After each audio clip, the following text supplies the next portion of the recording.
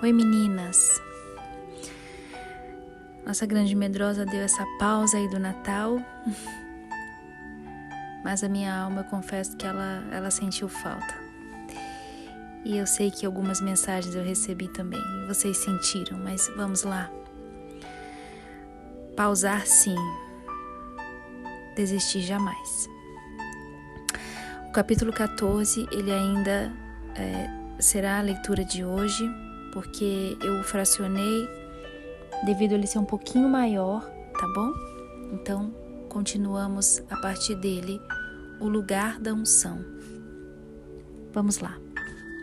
E continuou. Lembre-se do que viu antes do nevoeiro se fechar. Nunca duvide de que os lugares altos estão lá. Eles estão acima de você, com as torres erguidas para o céu. Esteja certa de que aconteça o que acontecer, eu a levarei lá, como eu te prometi. Após ele dizer essas palavras, outra janela apareceu na cortina de nevoeiro, e um dos picos dos lugares altos surgiu com o céu azul brilhando sobre ele. E antes que a cortina se fechasse, grande medrosa apanhou uma genciana.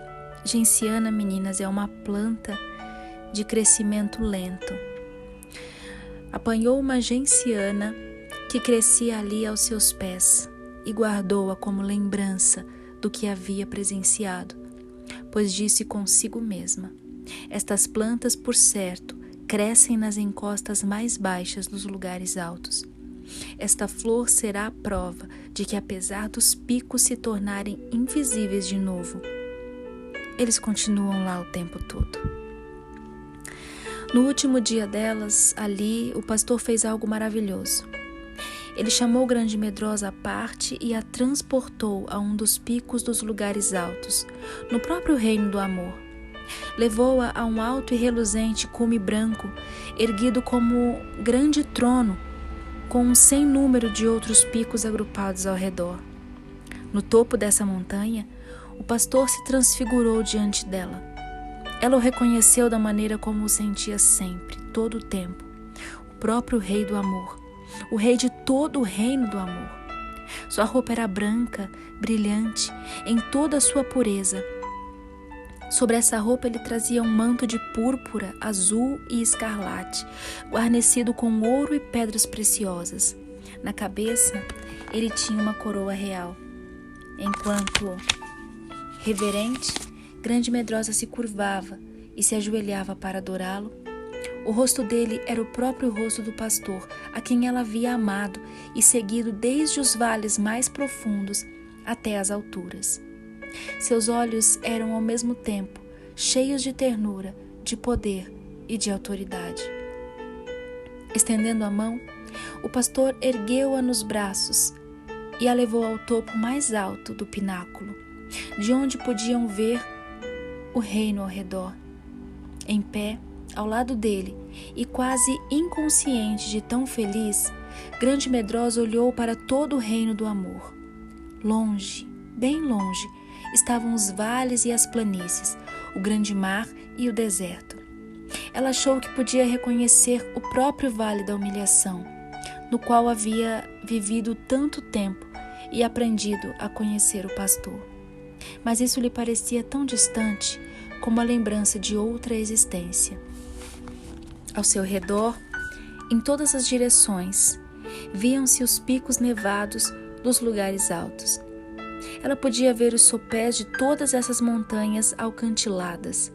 Nas alturas, toda a região se revestia de florestas, com as encostas verdes e os cumes brancos de neve.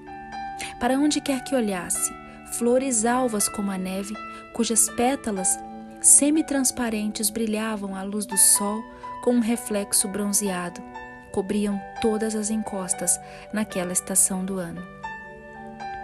No coração de cada flor havia uma coroa de puro ouro. Essas multidões vestidas de branco perfumavam as encostas dos lugares altos com uma doce fragrância que lhe era inteiramente nova. Todas as flores tinham as faces e coroas douradas viradas para baixo, como se olhassem na direção dos vales multidões e multidões delas, as quais homem algum poderia contar, como uma grande nuvem de testemunhas, todas paradas como se estivessem observando o mundo lá embaixo. Por onde o rei e sua companheira passavam, as florzinhas brancas se curvavam aos pés deles e erguiam-se novamente, flutuantes e imaculadas, exalando o perfume mais doce e precioso que um dia pôde sentir. Do ponto mais alto do pináculo, para onde ele a guiou, havia um altar de ouro puro. Seu esplendor ao sol era tal que ela não conseguia fitá-lo. Ela percebeu fogo no altar e uma nuvem de incenso, subindo e deixando no ar sua doce fragrância. Naquele momento, o rei pediu-lhe que se ajoelhasse e, com uma tenaz de ouro, apanhou uma brasa viva do altar e, com ela, tocou os lábios de Grande Medrosa, dizendo: Eis que ela tocou os teus lábios. A tua iniquidade foi tirada e perdoado foi o teu pecado. Referendando Isaías 6:7. Parecia-lhe que uma chama de fogo tão bela e ao mesmo tempo tão terrível de suportar tivesse percorrido todo o seu ser. Ela perdeu a consciência e de mais nada se lembrou. Pouco mais tarde, ao voltar ela a si, o pastor a levava nos braços de volta à região limítrofe dos lugares altos.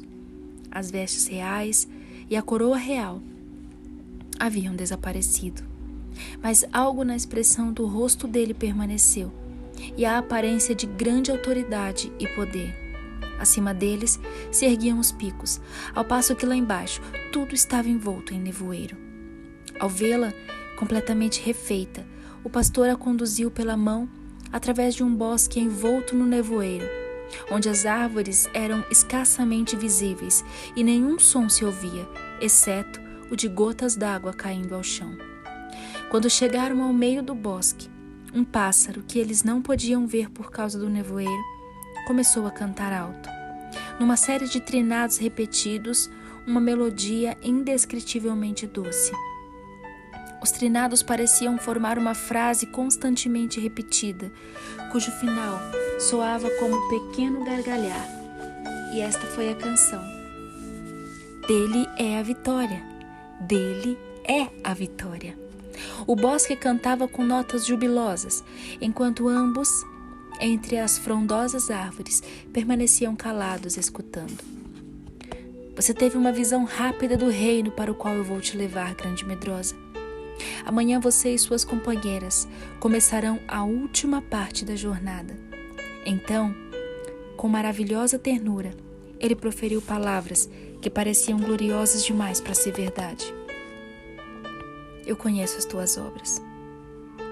Eis que eu tenho colocado diante de ti uma porta aberta, a qual ninguém pode fechar. Que tens pouca força, eu sei, mas entretanto guardaste a minha palavra e não negaste o meu nome.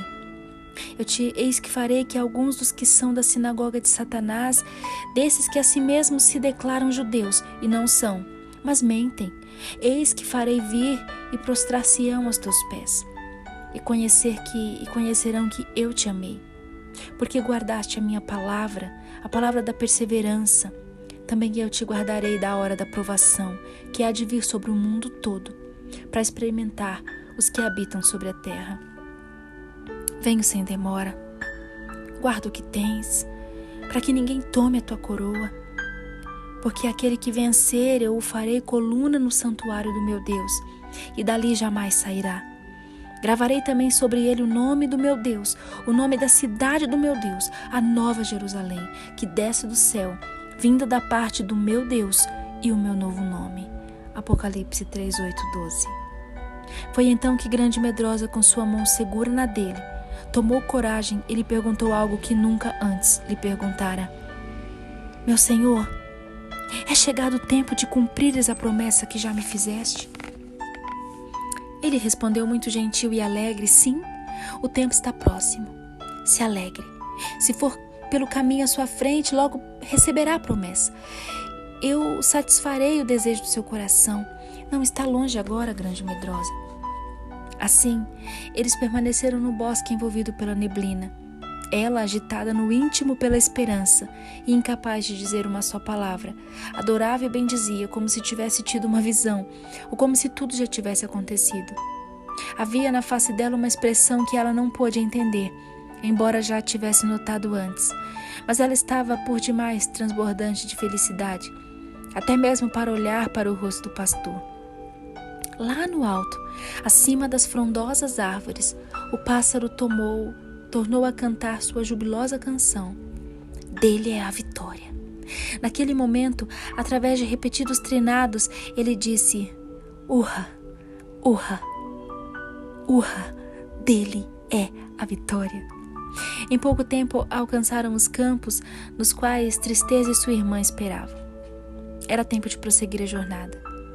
Depois que o pastor abençoou, e antes que virasse e seguisse seu caminho, Sofrimento e Tristeza se ajoelharam de repente diante dele e perguntaram suavemente: Senhor, que lugar é este onde estivemos descansando e nos refazendo durante estes dias? Este é o lugar para onde trago meus amados, a fim de serem ungidos e preparados para a sepultura, respondeu calmo. Grande Medrosa não ouviu essas palavras, pois andava um pouco à frente, repetindo e repetindo.